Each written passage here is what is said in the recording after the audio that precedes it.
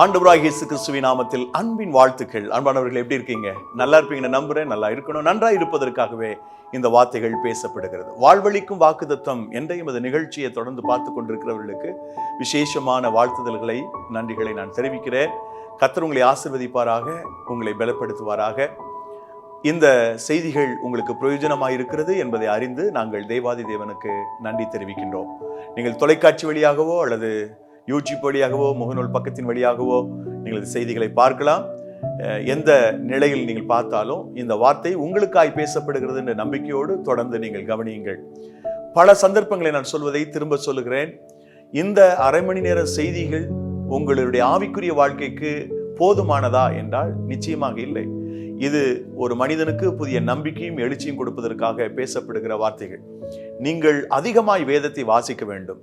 ஒரு வேதாகமத்தை வாங்கி அதை வாசிக்கிற பழக்கத்தை நீங்கள் ஏற்படுத்திக் கொள்ளுங்கள். வேதாகமம் இருக்கிறவர்கள் தயவு செய்து அந்த வேதாகமத்தை நீங்கள் எடுத்து தொடர்ச்சியாக வாசிப்பதற்கு நீங்கள் முயற்சிக்க வேண்டும். அதோடு நீங்கள் அங்க வைக்கக்கூடிய ஆலயத்தில் உங்களுடைய போதகர் கொடுக்கக்கூடிய செய்தி விசேஷ கூட்டங்களை நீங்கள் மிஸ் பண்ணிடாம அதில் கலந்து கொண்டு உங்களுடைய திருச்சபையில் இருக்கக்கூடிய நிகழ்வில் நீங்கள் அதிக அக்கறை எடுத்துக்கொள்ளுங்கள். செய்திகளை கேளுங்கள். சில கூட்டங்கள் நடத்தப்படுகிற போது அது உங்களுடைய ஆவிக்குரிய வாழ்க்கைக்காக நடத்தப்படுகிறது என்பதை முதலில் ஞாபகத்தில் வைத்துக் கொண்டு அதில் கலந்து கொள்ளும்படி அன்போடு கேட்கின்றோம். இந்த நாளிலே எங்களுக்கு ஆண்டவர் கொடுத்திருக்கிற அந்த உத்தரவின்படி இந்த வார்த்தை ஒரு கம்ஃபோர்ட் பண்ணணும், மக்களுக்கு ஒரு நம்பிக்கை ஏற்படுத்தணும்ன்றத மனசுல வச்சு இந்த வார்த்தைகளை நாங்கள் லகுவாக பேசுகிறோம். நான் பேசக்கூடிய இந்த அரை மணி நேர செய்தியினுடைய முழுமையான வசன ஆதாரங்களை நீங்கள் அறிய வேண்டுமானால் இதற்காக தனியாக ஒரு புத்தகம் வெளியிடப்பட்டிருக்கிறது. வாழ்வழிக்கும் வாக்குத்தத்தம் என்ற பெயரிலேயே முதல் பாகம் வெளிவந்திருக்கிறது. அடுத்த மாதம் 2வது பாகம் வெளிவர இருக்கிறது. ஒவ்வொரு நாளும் நான் பேசக்கூடிய 2 மணி நேர செய்தியினுடைய முழுமையான குறிப்புகள், பிரசங்க குறிப்புகள், தியான குறிப்புகள் அந்த புத்தகத்தில் இருக்கும். அந்த புத்தகத்தை பெற விரும்புகிறவர்கள் நீங்களை தொடர்பு கொள்ளலாம். அநேகர் நீங்கள் நோட்ஸ் எடுக்கிறீங்க. நோட்ஸ் எடுங்க, தவறில்லை, அது நல்லது. நீங்கள் எழுத உங்களுக்கு அது ஆசீர்வாதம் தான். ஒருவேளை நீங்கள் அந்த புத்தகத்தை பெற்றுக்கொள்ள வேண்டும், பர்மனெண்ட்டாக அந்த புத்தகம் எங்கள் வீட்டில் இருக்கணும்னு நினைச்சிங்கன்னா நீங்கள் எங்களை தொடர்பு கொள்ளுங்க. நிச்சயமாக அந்த புத்தகத்தை உங்களுக்கு அனுப்பி தருவோம். இன்றைக்கு ஆண்டவர் என்ன வாக்குத்தத்தத்தை தருகிறார் என்றால், யாத்திராகம புஸ்தகம் 34ஆம் அதிகாரம் 10வது வசனம் உங்களுக்கு நான் வாசிக்கிறேன். இதோ நான் ஒரு உடன்படிக்கை பண்ணுகிறேன். பூமி எங்கும் எந்த ஜாதிகளிடத்திலும் செய்யப்படாத அதிசயங்களை உன் ஜனங்கள் எல்லாருக்கும் முன்பாக செய்வேன். உன்னோட கூட இருக்கிற ஜனங்கள் எல்லாரும் கர்த்தருடைய செய்கையை காண்பார்கள். உன்னோட கூட இருந்து நான் செய்யும் காரியம் பயங்கரமாயிருக்கும். உன்னோட கூட இருந்து நான் செய்கிற காரியம் பயங்கரமாயிருக்கும். பயங்கரம் என்ற வார்த்தையே நமக்கு மிகப்பெரிய ஒரு அச்சுறுத்தலை கொடுக்கிறது இல்லையா? இதுல நன்மை இருக்கிறது, தீமை இருக்கிறது. ஆண்டவர் உங்களோடும் என்னோடு இருப்பதாக சொல்கிறார். நான் செய்யக்கூடிய காரியம் மிக பயங்கரமாயிருக்கும். அது நமக்கு ஃபேவரா தான் இருக்கும். சத்துருக்களுக்கு அது மிகவும் மோசமான ஒரு நிகழ்வாய் இருக்கும். அப்படி நிறைய விடயங்கள் வேதாகமத்திலே சொல்லப்பட்டிருக்கின்றன. நீங்களும் நானும் ஆராதிக்கிற தெய்வம் பயங்கரமான தெய்வம். அவர் பயங்கரமானவர். ஆல்மைட்டி காட், சர்வ வல்லமையுள்ளவர், அதே சமயத்துல பயங்கரமானவர். அந்த பயங்கரமான தேவனை நாம் வழிபடுகிறோம். அவர் அன்புள்ள தேவன், பாசம் உள்ளவர், இரக்கம் உள்ளவர், மனதுருக்கம் உள்ளவர், நீடிய சாந்தம் உள்ளவர் என்றெல்லாம் வேதாகமத்திலே வாசித்தாலும், கம்பேஷன் அவரிடத்தில் இருக்கிறது என்பதெல்லாம் அறிந்தாலும், மறுபுறத்துல அவர் பயங்கரமான தேவனாக இருக்கிறார். பயங்கரமான தேவன். இன்னொரு பக்கத்துல மென்மையாக நமக்கு தெரிகிறார். மற்றொரு பக்கத்தில் அவர் பயங்கரமான தேவனாக இருக்கிறார். நாணயத்தினுடைய 2 பக்கத்தை போல பூ என்பது மென்மையாக, தலை என்பது கொஞ்சம் கடுமையாக நமக்கு தோன்றுகிறது போல, ஒருபுறம் அவர் மென்மையானவராக, மன்னிக்கிறவராக, தயபெருத்தவராக நமக்கு தோன்றினாலும், மறுபுறத்திலே அவர் பயங்கரமான தேவனாக இருக்கிறார். எனக்கன்பான கர்த்தருடைய பிள்ளைகளே, இந்த பயங்கரமான தேவன் உங்களோடு இருப்பாரானால் உங்களுடைய வாழ்க்கையிலே நடக்கக்கூடிய காரியம் என்ன என்பதைத்தான் இன்றைக்கு நான் உங்களோடு கூட பேச விரும்புகிறேன். அதுக்கு முன்பதாக இந்த தேவன் பயங்கரமானவர் என்று வேதாகமத்திலே பல இடங்களிலே வசனங்கள் சொல்லுகின்றன. ஒரு சில வசனங்களை நான் உங்களுக்கு சொல்லுகிறேன். முடிந்தால் குறித்துக் கொள்ளலாம், இல்லாவிட்டால் ஞாபகத்தில் வைத்துக் கொள்ளுங்கள். உபாகமம் 7:21, நெகேமியா 1:5, சங்கீதம் 66:5, சங்கீதம் 119:9, எரேமியா 20:11, தானியேல் 9:4. இன்னும் பல இடங்களிலே இவர் பயங்கரமான தேவன் என்ற வசனங்கள் திரும்ப திரும்ப வருகின்றன. நிறைய வசனங்களை நான் குறித்து வைத்திருக்கிறேன். அவர் பயங்கரமான தேவன் என்று பல வசனங்கள் சொல்லுகின்றன. நம்முடைய தேவனாகிய கர்த்தர் பயங்கரமானவர். ஒரு பக்கம் பாசமுள்ளவர் தான், மற்றொரு பக்கம் பயங்கரமானவர். இந்த பயங்கரமான தேவன் நம்மோடு கூட இருக்கும்போது நம்முடைய வாழ்வின் நிலைகளுக்குள்ளே என்ன நடக்கும் என்பதுதான் இன்றைய செய்தியினுடைய சாரம்சம். முதலாவது, இந்த பயங்கரமான தேவன் நம்மோடு கூட வருகிற போது, அடுத்து நம்மோடு கூட இருக்கிற போது, இந்த தேவன் நம் பட்சத்தில் இருக்கிற போது நடக்கிற முதலாவது காரியம் என்னவென்றால், ஒரு மிகப்பெரிய டெலிவரன்ஸை கர்த்தர் உருவாக்குகிறார். ஒரு பெரிய விடுதலை கிடைக்கிறது. 1 வருஷம் 2 வருஷம் இல்ல, 430 ஆண்டுகள் மக்கள் எகிப்திலே அடிமைப்பட்டு கிடந்தார்கள். அங்கிருந்து கர்த்தர் அவர்கள் வெளியிலே கொண்டு வரக்கூடிய சம்பவங்களை விளக்குகிற வசனங்களை நாம் வேதாகமத்திலே முழுக்க பார்க்க முடியும். அதுல ஒரு வசனத்தை உங்களுக்காக இப்பொழுது வாசிக்க விரும்புகிறேன். உபாகமம் 4:34. உங்கள் தேவனாகிய கர்த்தர் எகிப்திலே உங்கள் கண்களுக்கு முன்பாக உங்களுக்கு செய்தபடியெல்லாம் தேவன் அந்நிய ஜாதிகளின் நடுவில் இருந்து ஒரு ஜனத்தை சோதனைகளினாலும் அடையாளங்களினாலும் அற்புதங்களினாலும் யுத்தத்தினாலும் வல்லமையுள்ள கரத்தினாலும் ஓங்கிய புயத்தினாலும் மகா பயங்கரமான செயல்களினாலும் தமக்கென்று தெரிந்து கொள்ள வகை பண்ணினதுண்டோ என்று விசாரித்துப்பார். பயங்கரமான செயல்கள், இந்த 10 வாதம் இருக்கு பாருங்க, அதெல்லாம் அவர் சொல்றார். பயங்கரமான செயல். இந்த பயங்கரமான தேவன் உங்களோடு இருக்கும் பொழுது நடக்கிற முதலாவது விஷயம் என்னன்னா, பயங்கரமான காரியங்களை செய்து உங்களை அவர் விடுவிக்கிறார். எகிப்திலிருந்து ஜனங்கள் 430 ஆண்டுகளுக்கு பிறகு வெளியிலே வந்தார்கள், லட்சக்கணக்கான மக்கள் என்று சொன்னால் அது தேவனுடைய வல்லமை, தேவனுடைய மகா பெரிய வல்லமை, அவருடைய புயம், அவருடைய பராக்கிரம். எல்லாவற்றுக்கும் மேலாக அந்த பயங்கரமான தேவன் தம்முடைய செயல்கள் மூலமாக தம்முடைய ஜனத்தை எகிப்திலிருந்து விடுவித்துக் கொண்டு வந்தார். ஒரு தேசத்திலே அடிமை வாழ்ந்து கொண்டிருக்கிற லட்சக்கணக்கான மக்கள் மிகப்பெரிய சாம்ராஜ்யத்தின் சக்கரவர்த்தியா இருக்கக்கூடிய பார்வோ மன்னனுடைய ஆளுகை விட்டுட்டு வெளியில வருகிறது என்பது சாதாரண விஷயம் அல்ல. தேவன் செய்த காரியம் தான். பயங்கரமான செயல்களை செய்ததினாலே மக்கள், பார்வோ மன்னன் உட்பட எல்லோரும் பயந்தார்கள். ஐயா, உங்கள் மக்களை கூட்டிக் கொண்டு போங்கள், ஆடு மாடுகளை ஓட்டி கொண்டு போங்கள், என்னையும் ஆசீர்வதிங்கள் என்று அவன் சரண்டர் ஆகக்கூடிய அளவுக்கு, மோசேக்கும் ஆரோனுக்கும் சரண்டர் ஆகக்கூடிய அளவுக்கு பார்வோனுக்கு ஒரு அச்சுறுத்தலை ஏற்படுத்தினார். தேவன் உங்களை விடுதலை ஆக்குவதற்கு வல்லமை உள்ளவர். அன்பிற்குரியவர்களே, இன்னும் பல வசனங்கள் அதை குறித்து சொல்லுகின்றன. உபாகமம் 10:21 சொல்லுகிறது, அவரே உன் புகழ்ச்சி, உன் கண் கண்ட இந்த பெரிய பயங்கரமான காரியங்களை உன்னிடத்தில் செய்த உன் தேவன் அவரே, இந்த பெரிய பயங்கரமான காரியங்களை செய்கிறவர் என்று சொல்லப்படுகிறது. அதே போல உபாகமம் 26:8 வாசிக்கிறோம், எங்களை பலத்த கையினாலும் ஓங்கிய புயத்தினாலும் மகா பயங்கரங்களினாலும் அடையாளங்களினாலும் அற்புதங்களினாலும் எகிப்திலிருந்து புறப்பட பண்ணி. இப்படி வசனங்களை தொடர்ந்து வாசிக்கிறோம். பயங்கரமான செயல்களை செய்தார். உன்னோடு கூட இருக்கிற தேவன், உங்களோடு இருக்கிற தேவன் பயங்கரமான தேவன் என்றால், அவர் மிக அபாயகரமான மக்களுக்கு நடுவில் நீங்க இருந்தாலும் இந்த பயங்கரமான தேவனுடைய செயல்கள் அவருடைய பட்சத்திலிருந்து உங்களை விடுவித்து வெளியிலே கொண்டு வந்துவிடும். அநேக ஆண்டுகளுக்கு முன்பதாக அருமையான புகழ்பெற்ற நடிகராய் இருந்த ஏவிஎம் ராஜன் அவருடைய சாட்சியை நான் நேரடியாக கேட்டேன். ஒருவேளை நீங்களும் கேட்டிருக்கலாம். ஏவிஎம் ராஜன், புஷ்பலதா என்ற அந்த தம்பதியினர் மிகவும் சினிமா துறையிலே கோலோச்சிய காலங்கள் உண்டு. அந்த காலத்து படங்களிலே, மிகவும் குறிப்பாக பக்திக்குரிய சினிமா படங்களிலே அவர் நடித்தார்கள். அவர் சொந்தமாக படம் தயாரிக்கவோ மற்ற காரியங்களில் ஈடுபடவோ செய்த போது பெரும் நஷ்டம் அவருக்கு வந்துவிட்டது. கடன் பிரச்சனை, கடன் பாரம், கடன்காரர்கள் வரும்போதெல்லாம் ஓடி ஒளிந்து கொள்வாராம். ஆனால் அன்றைக்கு ஒரு நாள் கடன்காரர்கள் பணத்தை கொடுக்கல, அவ்வளவுதான், வீட்டை நாங்க ஜப்தி பண்ணுவோம் என்று மிரட்டி விட்டு போனார். அந்த இரவு அவர் பல தெய்வங்களை கூப்பிட்டு பார்த்தார். என்ன செய்யறன்னு தெரியல. கடைசியில மூச்சித்து விழுந்தார். அந்த இரவு கர்த்தர் அவரோட பேசினார், நாளைக்கு இந்த நேரம் அந்த கடன் இருக்காது போ. அடுத்த நாள் காலையில கடன்காரர் வந்தார்கள். வருகிறான்னு சொன்னால் ஓடி ஒளிந்து கொள்கிற இவர் முதல் நாள் இரவு தனக்கு ஏற்பட்ட அனுபவத்தினாலே தைரியமா இருந்தார். எங்களோட கார்ல வாங்க, ஏவிஎம் ஸ்டுடியோக்கு போகணும். கூட்டிட்டு போனாங்க. அங்க போய் சொன்னாங்க, எல்லாருக்கும் முன்னாடி நிறைய கடன் வாங்கினாங்க. நேற்றைக்கு நைட்டு நாங்க எல்லா கணக்குகளையும் பார்த்தோம். ஏகதேசம் எல்லாவற்றையும் கொடுத்து முடித்து விட்டார். ஆகவே இனி அவர் கொடுக்க வேண்டியதில்லை. நேற்றுக்கு இரவு நாங்கள் கணக்கு பார்த்த பொழுது இந்த தீர்மானத்துக்கு வந்தோம் என்று அந்த கடன் பத்திரத்தை கிழித்திருந்தார். ஒரே நாள் இரவு அந்த கடன்காரருடைய உள்ளங்களிலே கர்த்தர் ஒரு விதமான திகிலை உண்டு பண்ணினார், ஒரு உணர்வை தந்தார். அடுத்த நாள் கடன் இல்லை. ஒருவேளை கடன்காரங்களுக்கு நடுவில் திக்கி திணறி போய் பயந்து போய் அச்சத்தோடு நீங்கள் வாழலாம் என அன்பானவர்களே, நம்முடைய தேவனாகிய கர்த்தர் பயங்கரமானவர். அவர் உங்களை விடுதலை பண்ணுவார். பயங்கரங்களுக்கு நடுவிலிருந்து உங்களை விடுதலை பண்ணுவார். நிறைய வசனங்களிலே இந்த குறிப்புகள் இருக்கின்றன. பயங்கரமான தேவன் அவர்களை விடுவித்தார். 2 சாமுவேல் புத்தகம் 7ஆம் அதிகாரம் 23ஆம் வசனம், சங்கீதம் 76:12, சங்கீதம் 106 21, 1 நாளாகமம் 17 21 போன்ற பல வசனங்களிலே நாம் இதை பார்க்கிறோம். இரண்டாவது, இந்த பயங்கரமான தேவன் என்ன செய்கிறார்னா, தம்முடைய பிள்ளைகளை பாதுகாக்கிறார். முதல்ல விடுவிக்கிறார், பிறகு பாதுகாக்கிறார், ப்ரொடெக்ட் பண்றார். இந்த பயங்கரமான தேவன் உங்களோடு இருக்கும் பொழுது நீங்க ஏன் பயப்பட வேண்டும்? நீங்க ஏன் அச்சப்பட வேண்டும்? அவர் உங்களை பாதுகாப்பார், உங்களுக்கு உதவி செய்யும்படி உங்களுக்கு துணையாய் இருப்பார், உங்களுக்கு அவர் அடைக்கலமாய் இருப்பார். பாதுகாக்கிற ஆண்டவர்.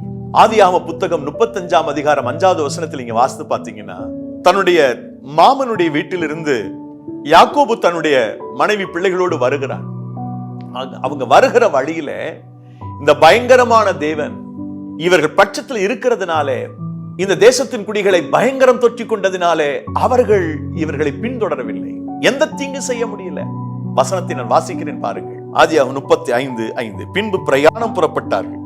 அவர்களை சுற்றிலும் இருந்த பட்டணத்தாருக்கு தேவனாலே பயங்கரம் உண்டானதினால் அவர்கள் யாக்கோபின் குமாரரை பின்தொடராதிருந்தார்கள். பயங்கரம் உண்டானது. பயங்கரமான தேவன் யாக்கோபோடு இருந்தார். சொன்னார் யாக்கோபிடத்தை, எப்பா நான் உன்னோட இருப்பேன் என்று சொன்னவர் அந்த வாக்கின்படி இருந்தார். 32ஆவது அதிகாரத்தில் யாக்கோபு ஜெபித்தான், இப்படி சொன்னீங்களே ஆண்டவரே, நான் இப்போ என்னுடைய சகோதரன் ஏசாவுக்கு பயந்து வாழ்றேனே அப்படின்னு வருத்தப்பட்டான். ஆனா கர்த்தர் சொன்னதுதான், நான் உனக்கு சொன்னதை செய்யும் அளவு உன்னை கைவிடாதிருப்பேன்னு சொன்னாரே, அதே போலவே ஆண்டவர் யாக்கோபை கைவிடாதபடி வந்ததுனால அந்த பயங்கரமானவருடைய அந்த செயல்பாடினாலே யாரும் யாக்கோபுக்கு தீங்கு செய்யாதபடிக்கு கர்த்தர் காப்பாற்றினார். எனக்கு அருமையான சகோதர சகோதரிகளே, நீங்க பாதுகாக்கப்படணும்னா இந்த தேவன் உங்களோடு இருக்கணும். யாக்கோபோடு கர்த்தர் இருந்தார். யாக்கோபுடைய அந்த பிரயாணத்திலே கர்த்தருடைய கரம் இருந்தார். யாக்கோபே, நான் உன்னை விட்டு விலக மாட்டேன்னு சொன்னார். நான் உனக்கு சொன்னதை செய்யற வரைக்கும் உன்னை கைவிட மாட்டேன்னு சொன்னார். அதே போல கூட இருந்தார். பிரியமானவர்களே, இவன் பிரயாணப்படுகிற போது மற்ற ஜனங்கள், ஜாதி ஜனங்கள், ஜென்டைல்ஸ் இந்த யாக்கோபை தொட முடியாதபடி, புறயின மக்கள் தொட முடியாதபடிக்கு ஒரு பயங்கரத்தை கர்த்தர் உண்டு பண்ணினார். பயங்கரமான தேவன். அதே போல 2 நாளாகமம் 17ஆம் அதிகாரத்தை வாசித்து பார்த்தோம்னா, யோசபாத் ராஜாவாகிறான். இந்த யூதா கோத்திரத்தினுடைய ராஜா என்று சொல்லுகிற போது ஒரு மெஜாரிட்டியான ஒரு தேசம் என்று சொல்ல முடியாது. எண்ணிக்கை குறைவுடைய ஒரு ராணுவம், ஒரு சின்ன தேசம்தான். இந்த பயங்கரமான தேவன் யோசபாத்தோடு இருந்ததுனால யாரும் சண்டைக்கு வர முடியல, யாரும் யுத்தத்துக்கு வர முடியல. 2 நாளாகம புத்தகம் 17ஆம் அதிகாரம் 10வது வசனத்தை நான் உங்களுக்காக வாசிக்கிறேன். யூதாவை சுற்றி இருக்கிற தேசங்களுடைய ராஜ்யங்களின் மேலெல்லாம் கர்த்தரால் உண்டான பயங்கரம் வந்ததினாலே யோசபாத்தோடு யுத்தம் பண்ணாதிருந்தார்கள். கர்த்தரால் உண்டான பயங்கரம், யோசபாத்தோடு கர்த்தர் இருந்ததினால இந்த பயங்கரமான தேவன் என்ன செய்தார்? எல்லாருக்கும் ஒரு பயத்தை ஏற்படுத்தினார். அதனால யோசபாத் அரியணைக்கு வந்த பிறகு ஒரு யுத்தம்லாம் இல்லை. தேவனே அவனை பாதுகாத்தார், அவனை தேவனே ப்ரொடெக்ட் பண்ணினார், காப்பாற்றினார், வழிநடத்தினார். எனக்கு அன்பானவர்களே, தேவன் சொன்னதுதான். பயங்கரமான தேவன், நான் உன்னோடு கூட இருந்து பயங்கரமான காரியத்தை செய்வேன்னு சொன்னாரே, அவர் என் கூட இருக்கிறதுனால சத்துருக்கள் என் மேல் கை போட முடியாது, சத்துருக்கள் எனக்கு விரோதமாக கை நீட்ட முடியாது. ஏனென்றால் என்னுடைய பயங்கரமான தேவன் என் பட்சத்தில் இருக்கிறார். அவர் எனக்கு ஆதரவாய் இருப்பார், அவர் எனக்கு உதவியாய் இருப்பார். யோசபாத்தினுடைய துவக்க காலங்களில், ஆனா அவனுடைய அரசாட்சி செய்து கொண்டு வருகிற போது ஒரு சந்தர்ப்பத்தில் 2-3 ராஜாக்கள் ஒன்னா சேர்ந்து யோசபாத்துக்கு விரோதமா வர்றாங்க. எப்படி இருக்கும் பாருங்க.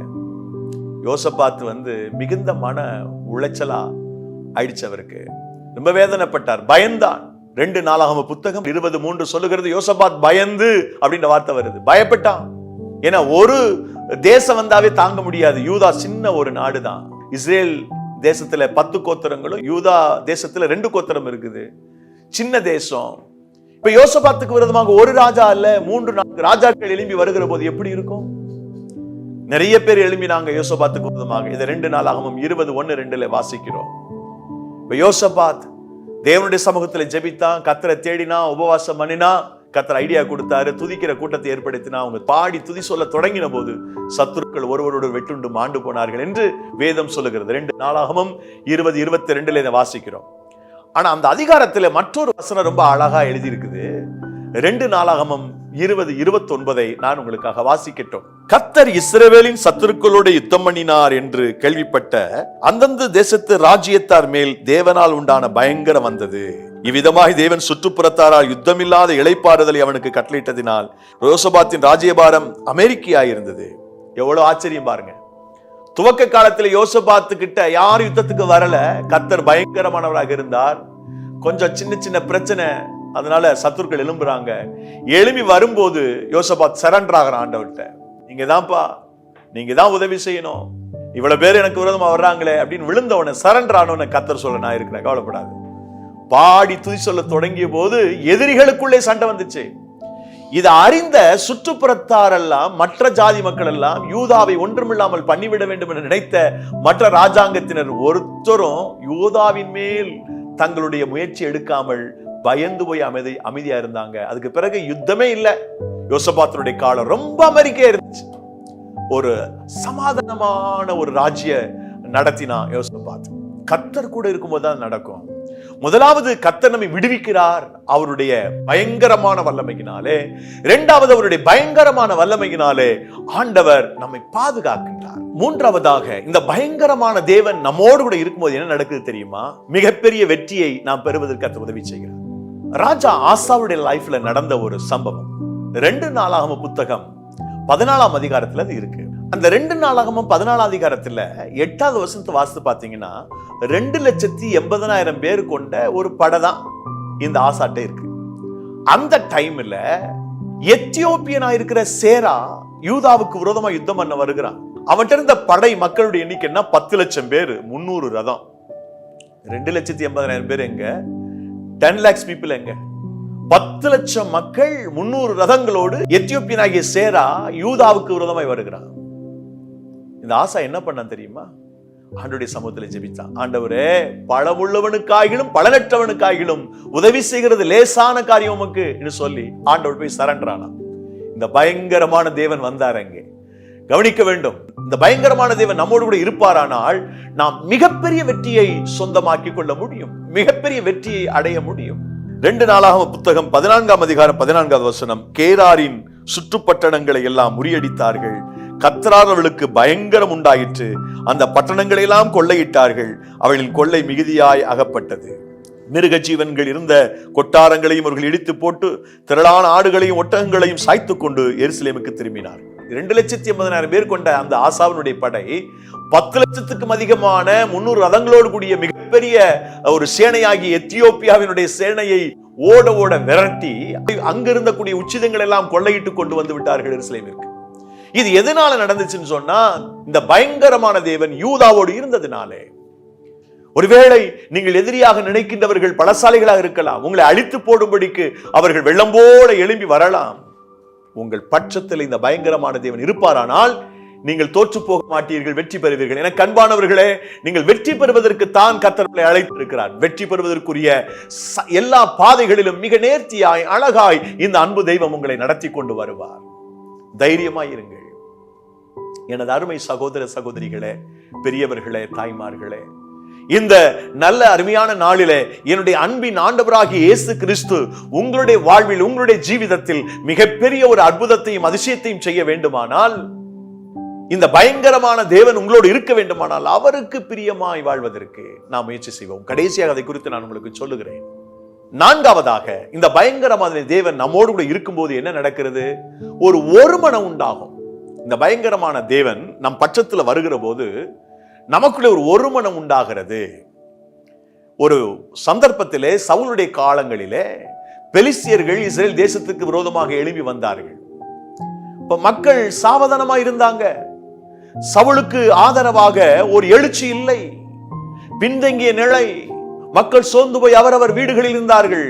யுத்த சமர்த்தகர்கள் இல்லை, யுத்தம் செய்யக்கூடியவர்கள் இங்கும் அங்குமாக சிதறி கிடந்தார்கள். இந்த சமயத்துல சவுல் ஒரு காரியத்தை செய்து ஒரு செய்தி அனுப்புகிறான். 1 சாமுவேல் புத்தகம் 11ஆம் அதிகாரம் 7வது வசனம். ஓரின மாட்டை பிடித்து துண்டித்து அந்த ஸ்தானாபதிகள் கையிலே கொடுத்து இஸ்ரவேலின் ஆடுகளுக்கெல்லாம் அனுப்பி சவுலின் பின்னாலேயும் சாமுவேலின் பின்னாலேயும் புறப்படாதவன் எவனோ அவனுடைய மாடுகளுக்கு இப்படி செய்யப்படும் என்று சொல்லி அனுப்பினான். அப்பொழுது கர்த்தரால் உண்டான பயங்கரம் ஜனத்தின் மேல் வந்ததினால் ஒருமனப்பட்டு புறப்பட்டு வந்தார்கள். சவுலுக்கு எகைன்ஸ்டா பேசிட்டு இருந்தவங்க, யுத்த களத்தில் ஒரு மனம் இல்லை, மக்களிடத்தில் ஏகோபித்த மனது இல்லை, சவுலுக்கு ஆதரவு இல்லை, சாமுவேலுக்கு ஆதரவு இல்லை. அந்த சமயத்துல தான் இந்த சவுல் ஒரு செய்தி அனுப்புறான். அதே நேரத்துல கர்த்தர் பயங்கரத்தை உண்டு பண்ணினார். அந்த பயங்கரமான தேவனுடைய செயல்பாட்டினாலே மக்களுக்குள்ள ஒரு ஒருமனம் வர ஆரம்பிச்சது. அவங்க எல்லாம் சேர்ந்து வந்தாங்க. ஒரு பெரிய வெற்றி அன்னைக்கு கிடைச்சதை நாம் வேதாகமத்திலே பார்க்கிறோம். புதிய ஏற்பாட்டில் பாருங்களேன், எல்லாரும் பிரமித்து போனாங்க பரிசுத்த ஆவியானவர் வருகிற போது. இந்த பயங்கரமான தேவன் பரிசுத்த அக்னியினாலே ஆவியினாலே இறங்கி வருகிற போது எல்லோரும் பயந்தாங்க. முடிவு என்ன? அந்த அதிகாரத்துல முடிவில் நீங்க பாத்தீங்கன்னா எல்லாரும் ஒருமனப்பட்டு ஓரிடத்தில் வந்தாலும் இருக்கு. அந்த ஒருமனம் வந்துருது. பயங்கரமான தேவன் வருகிற போது ஒருமனம் அங்கே வந்து விடுகிறது. தெய்வீக பரிசுத்த பிரசன்னம், அந்த அபிஷேகம் இறங்கி வருகிற போது பயங்கரமான தேவன் அப்போஸ்தலர்கள் புத்தகம் 2ஆம் அதிகாரத்தில் இறங்கி வருகிற போது எல்லோரும் பிரமித்தார்கள், எல்லாரும் ஆச்சரியப்பட்டாங்க. அந்த அதிகாரத்தினுடைய இறுதியில பார்க்கிறோம், ஒருமனம் வந்து விட்டது. எல்லாருக்கும் ஒருமனம் வந்து விட்டது. அதன் பிறகு 5000 பேர் ரட்சிக்கப்பட்டாங்க, 3000 பேர் ரட்சிக்கப்பட்டாங்க, 5000 பேர் ரட்சிக்கப்பட்டாங்க, திரளான மக்கள் ரட்சிக்கப்பட்டாங்கன்னு பார்க்கிறோம். ஃபைனலா இந்த பயங்கரமான தேவன் நம் பட்சத்தில் இருக்கிற போது ஒரு பரலோகத்தின் தரிசனத்தை நாம் பார்க்கிறோம். நித்திய தரிசனம் நமக்கு கிடைக்கிறது. இந்த பயங்கரமான தேவன் நமக்கு தரிசனங்களை கொடுக்கிறார், தொலைநோக்கு பார்வையை கொடுக்கிறார். வருகிற காலங்களில் நடைபெறக்கூடிய விடயங்களை ஆண்டவர் நமக்கு தரிசனமாய் காண்பிக்கின்றார். வெறும் கையும் கோளுமாக வந்த யாக்கோபு லூஸ் என்கின்ற இடத்திலே அவன் படுத்து உறங்குகிறான். அப்பொழுது ஒரு தரிசனத்தை கர்த்தர் கொடுத்தார். அந்த தரிசனத்தை பார்த்த பிறகு யாக்கோபு என்ன சொன்னார் தெரியுமா? ஆதியாகமம் 28:17 அவன் பயந்து, இந்த ஸ்தலம் எவ்வளவு பயங்கரமாய் இருக்கிறது, இது தேவனுடைய வீடை அல்லாமல் வேறல்ல, இது வானத்தின் வாசல். பயங்கரமான தேவன் நம்மோடு கூட இருக்கும்போது தொலைநோக்கு பார்வை நமக்கு கிடைக்கிறது, ஆசீர்வாதம் கிடைக்கிறது, வாக்குத்தத்தங்கள் நமக்கு கொடுக்கப்படுகிறது. என கண்பான தெய்வத்தினுடைய பிள்ளைகளே, இந்த அருமையான நாளிலே மிகப்பெரிய தேவனாக இருக்கிற கர்த்தர், பயங்கரமான கர்த்தர் உங்களோடு கூட இருக்கிற போது உங்களுடைய வாழ்விலே அவர் மிக பெரும் ஆசீர்வாதங்களை, இனி நடைபெறக்கூடிய விடயங்களை உங்களுக்கு வெளிப்படுத்துவார், வாக்குத்தத்தங்களை அருளுவார். நீங்கள் விசேஷமானவர்களாய் மாறுவீர்கள். அந்த லூஸ் என்கிற இடம் பெத்தேல் என்று பெயர் வைக்கப்பட்டது. அதே இடத்துலதான் ஆதியாகமம் 35 அதிகாரத்துல யாக்கோபு திரும்பி வந்து கர்த்தருக்கு பலி செலுத்துகிறான். அவன் வேண்டிக் கொண்டதுபடி தேவனுக்கு செலுத்த வேண்டிய தசமபாக காணிக்கையில எல்லாம் அங்கே கொண்டு வந்து வைத்தான். அன்பிற்குரியவர்களே, தேவன் எத்தனை பெரியவர்! அவர் பயங்கரமான தேவன். அவர் இறங்கி வருகிற போது நம்முடைய வாழ்விலே மிகப்பெரிய மாற்றங்கள் வருகிறது. அதே போல மோசேயினுடைய வாழ்க்கையிலும் ஜனங்களை வழிநடத்தி கொண்டு வருகிற போது ஆண்டவர் கொடுத்த தரிசனத்தை குறித்து சொல்லுகிற போது எபிரேய ஆக்கியோன் இதை அழகாய் சொல்லுகிறான். எபிரேயர் 12:21 மோசேயும் நான் மிகவும் பயந்து நடுங்குகிறேன் என்று சொல்லத்தக்கதாக அந்த காட்சி அவ்வளவு பயங்கரமாயிருந்தது. 20வது வசனத்திலே வாசிக்கிறோம், ஏனெனில் ஒரு மிருகமாகிலும் மலையை தொட்டால் அது கல்லறியுண்டு அல்லது அம்பினால் எய்யுண்டு சாக வேண்டும் என்று சொல்லப்பட்ட கட்டளையை சகிக்க மாட்டாதிருந்தார்கள். அந்த நேரத்தில் கர்த்தர் எழும்புகிறார். நான் மிகவும் பயந்தேன் என்று சொல்லுகிறான் மோசே, நடுங்குகிறேன் என்று சொல்லக்கூடிய அளவிற்கு அந்த காட்சி அவ்வளவு பயங்கரமாயிருந்தது. அதன் பிறகு பாருங்கள், ஆண்டவர் பல காரியங்களை மோசையோடு கூட பேசுகிறார். மோசையின் மூலமாக ஜனங்களுக்கு பேசுகிறார். நல்ல விஷயங்கள் சொல்லப்படுகிறது. ஆக பயங்கரமான தேவன் நம்மோடு கூட இருப்பார் என்று சொன்னால், அன்பானவர்களே, மிகப்பெரிய திட்டம், வருகிற காலங்கள் நடக்கக்கூடிய காரியங்கள் எல்லாவற்றையும் மிக அழகாக நேர்த்தியாய் கர்த்தரிடத்தில் பேசுவார். தேவன் உங்களுடைய வாழ்க்கையிலும் அப்படி செய்வாராக. பயங்கரமான தேவன் உங்களோடு இருக்கும் போது இவைகள் அத்தனை நடக்கும். முதலாவது அவர் உங்களை விடுவிப்பார், இரண்டாவது உங்களை பாதுகாப்பார், மூணாவது உங்களுக்கு வெற்றியை தருவார், நாலாவது ஒரு மனதை கொடுப்பார், ஐந்தாவது இனி வருகிற காரியங்களை உங்களுக்கு வெளிப்படுத்துவார். அந்த தரிசனத்தின் மூலமாக பயங்கரமான தேவன் வருகிறது நிமித்தமாக. இந்த தேவன் நம்மோடு இருப்பதற்கு என்ன செய்யணும்? ரொம்ப சிம்பிள். நாம் தேவனுக்கு பிரியமாய் வாழ்ந்து கொண்டால் அவர் நம்மோடு கூட இருப்பார். ஆகவே இந்த வாக்குத்தத்தம் நிறைவேறுவதற்கு தேவனுக்கு பிரியமுள்ளவர்களாக வாழ நம்மை அர்ப்பணிப்போம். 143ஆம் சங்கீதம் 10வது வசனத்திலே சங்கீதக்காரன் ஜெபிப்பது போல, உமக்கு பிரியமானதை செய்ய எனக்கு போதித்தருளு நீரே என் தேவன், உம்முடைய வல்ல ஆவியனை செம்மையான வழியில் நடத்துவாராக என்று ஜெபித்தது போல நாம் ஜெபிப்போம். சங்கீதம் 19:14 சங்கீதக்காரன் சொல்வது போல, என் கண்மலையை மின்பரமாகி கர்த்தாவே, என் வாயின் வார்த்தைகளின் இருதயத்தின் தியானமும் சமூகத்தில் பிரீதியாயிருப்பதாக என்று ஜெபித்தது போல ஜெபிப்போம். அவருக்கு பிரியமானவைகளை நாம் செய்தால் இந்த தேவன் நம்மோடு கூட இருப்பார். பயங்கரமான தேவன் பயங்கரமான காரியத்தை நம் பட்சத்தில் இருந்து செய்து நம் அதிசயங்களை காணும்படி உதவி செய்வார். 8:29 யோவான் சொல்லுகிறது, நான் பிதாவுக்கு பிரியமானவைகளை எப்பொழுதும் செய்கிறபடியினால் அவர் என்னை தனியே இருக்க விடுவதில்லை. கர்த்தர் உங்களோடு இருப்பாராக. பயங்கரமான அதிசயமான காரியத்தை உங்கள் பட்சத்திலிருந்து கர்த்தர் செய்வாராக. நேசிக்கிற எங்கள் பரலோக தந்தையே, இந்த அருமையான ஆசீர்வதிக்கப்பட்ட இனிய தருணத்திற்காக நன்றி. எங்களை தாழ்த்தி உம்முடைய சமூகத்தில் ஒப்புக் கொடுக்கிறோம். எங்கள் தெய்வமே, எங்கள் நேசராகிய இயேசு கிறிஸ்துவே, உம்முடைய கரத்தின் நிழலினாலே நீர் எங்களை மூடி மறைத்துக் கொள்ளும். தேவனே, நாங்கள் என்னுடைய வாழ்க்கையில மிக பெரும் அதிசயங்களை காணும்படி, அற்புதங்களை பார்க்கும்படி நீர் எங்களோடு கூட இருப்பீராக. ஆம் தகப்பனே, எங்களுக்கு விடுதலை தேவை, எங்களுக்கு பாதுகாப்பு தேவை, எங்களுக்கு வெற்றி தேவை, என்னுடைய வாழ்வில மிகப்பெரிய ஆசீர்வாதத்தை அடைவதற்கு ஒரு மனம் தேவை, எல்லாவற்றுக்கும் மேலாக பரலோக தரிசனங்கள் தேவை, தொலைநோக்கு காரியங்களை அறிந்து கொள்வதற்கான கிருபை தேவை. எங்களுக்கு உதவி செய்யுங்க, ஆசீர்வதிங்க. எல்லா துதிக்கான மகிமை யாவும் ஒருவருக்கு செலுத்துகின்றோம். இயேசு கிறிஸ்துவின் நாமத்தில் ஜெபிக்கிறோம் நல்ல பிதாவே, ஆமென்.